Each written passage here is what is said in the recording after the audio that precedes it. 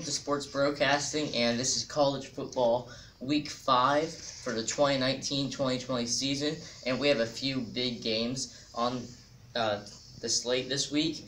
First is College Game Day. Number 5, Ohio State travels to Lincoln, Nebraska to take on the Cornhuskers at 7:30 on ABC, and it's a big game for Ohio State. It's really their first real tough road test. They did play at Indiana a couple weeks ago, but they crushed the Hoosiers by 41 points. I think it's going to be a really good game.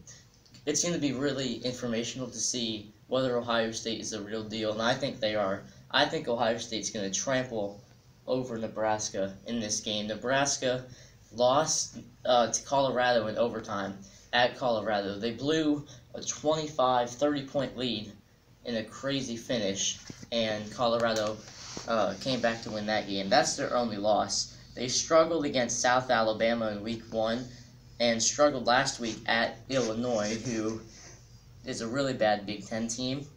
So I don't think Nebraska is going to be able to hang with Ohio State. I think there's going to be a lot of energy in the stadium, but Ohio State's going to win this one.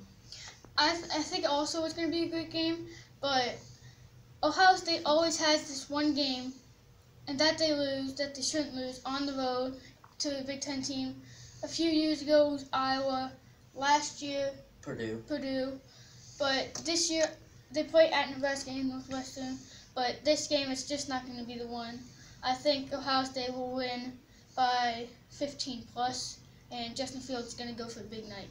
A big game out west in the Pac-12 Conference. Number 21, Southern California travels to Washington to play the Huskies. They're ranked 17. The Huskies of Washington have had a very disappointing start to their season. They lost at home against Cal in a crushing game. Jacob Eason, the quarterback transfer from Georgia, did not play well that game. But other than that, he's had a fantastic season. His stats, he's 213 passing yards on average each game. He has 10 TDs and only 2 interceptions, a 73% completion percentage, and he's over 1,000 yards passing. He's had a great year, and I think he's going to keep it up against a weak secondary for USC. And USC secondary not only is weak, but it's very injury plagued. They have a lot of injured players, and I think it's going to be a shootout. I think USC is going to hang with Washington through the first 3 quarters, but Washington's going to pull away. That's tomorrow at 3:30 on Fox. Yeah, as you said, Washington, USC. It should be a great game in the Pac-12. USC and Washington. USC, they have to battle with Utah mainly to get to that Pac-12 championship. And last week, USC beat Utah at home, and that was a big win for them. But you still have to look back to their one loss earlier this season. They lost to BYU at BYU. That's a very tough loss. You can't have that. And that was just a terrible loss for USC in overtime at the Cougars. And the Cougars of BYU got crushed by the same team that USC is playing this week in Washington, 45-19. That's an interesting stat, but it kind of shows the difference between the two teams. And really the hype for this game, I think, is going to fall short. I think Washington's going to pull away for an easy victory. Washington, they've looked good so far. Obviously destroying at BYU on the road. But USC, they've looked a little inconsistent. Losing in overtime at BYU, and then coming back the next week and beating the 10th-ranked Utes. And I still think Washington's gonna pull away, win by a touchdown or 2. On 3:30 on NBC, probably the biggest game of the week. Number 10, Notre Dame, hosts number 18, Virginia. Notre Dame is coming off a very strong game they had last week, even though they lost at Georgia. In my mind, Georgia's a college football playoff team. They're a title contender. They went down to Georgia and almost came away with a victory. It was a very physical game, and it was a lot of smash-mouth classic football. Notre Dame came up short, lost by 6. But what I saw from them last week really shows that they're still a national title contending team, although I do think they're out of the college football playoff. With that loss, I don't think they can get back in.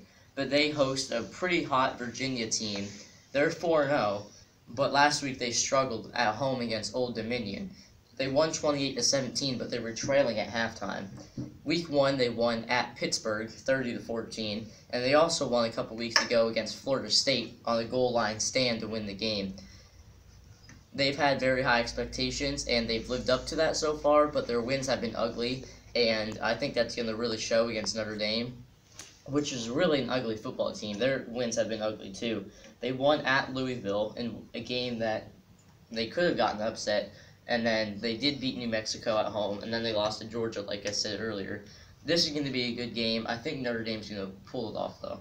They've won 6 straight wins against ACC opponents in the regular season, and they've been playing really good football. So I think Virginia and Bryce Perkins, they're going to come out really strong that first quarter. They'll probably have a 10-point lead, but then I think Notre Dame will just come back strong and win in a tight one by about a touchdown maybe. And I think Notre Dame's Ian Book, they're going to come back fighting in that second half/second quarter. I think Notre Dame's just going to come out on top because there's the better football team. Virginia, they've looked pretty well so far, beating Pittsburgh on the road in week 1, as you said. But overall, I just think Notre Dame's a better football team, and that's what will give them the win. Tonight, Friday night at 8 o'clock on FS1, Penn State takes on Maryland. It's a sneaky big game in the Big Ten. Penn State's coming in 3-0, ranked 12 in the nation. Maryland was ranked in the top 25 up until their loss last week at Temple. That was a terrible loss for them. They've shown that they're an inconsistent team. They trampled an FCS opponent in Howard, and then who did they play? They played Syracuse, yeah, and they won 63-20 over an also inconsistent Syracuse team, and then they got beat in a thriller at Temple in Philadelphia. Maryland's been inconsistent, like I've said, and so has Penn State. Their run defense has been very, very weak so far.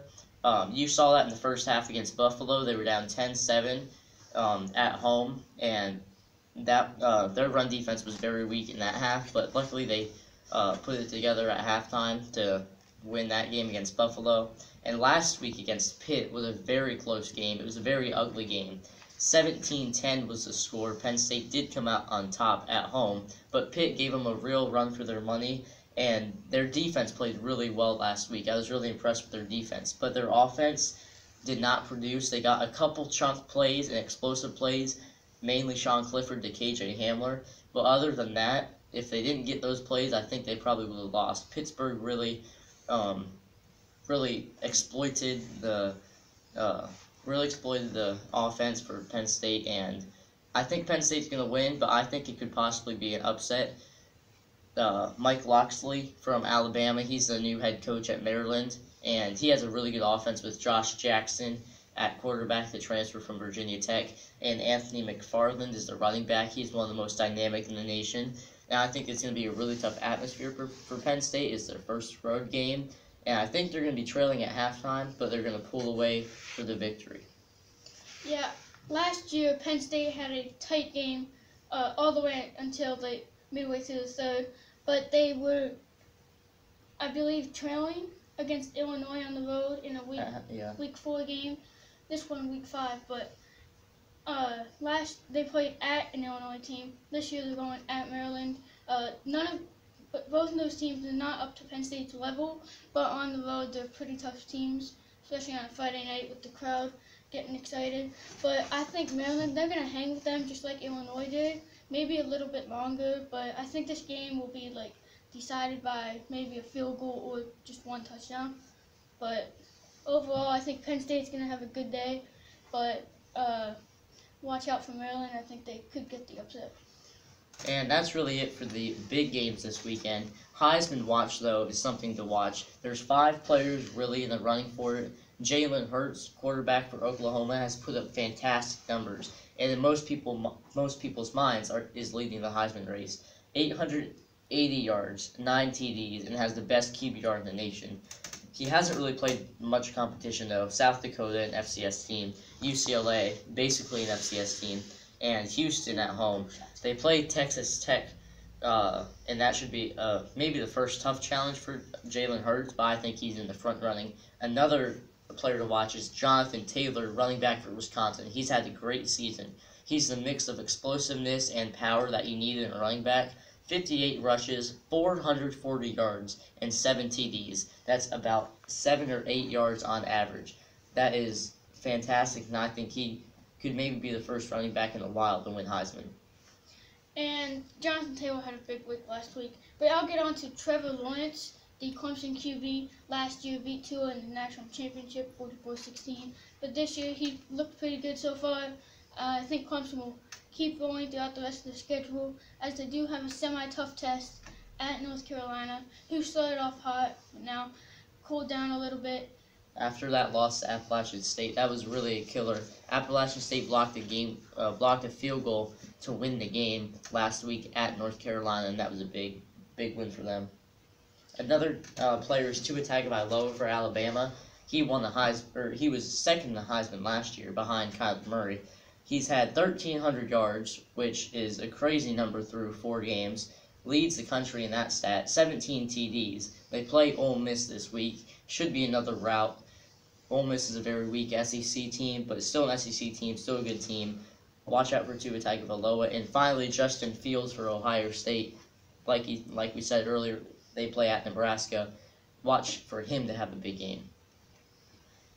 That's it for Sports Broadcasting. Thank you for watching, and go Penn State.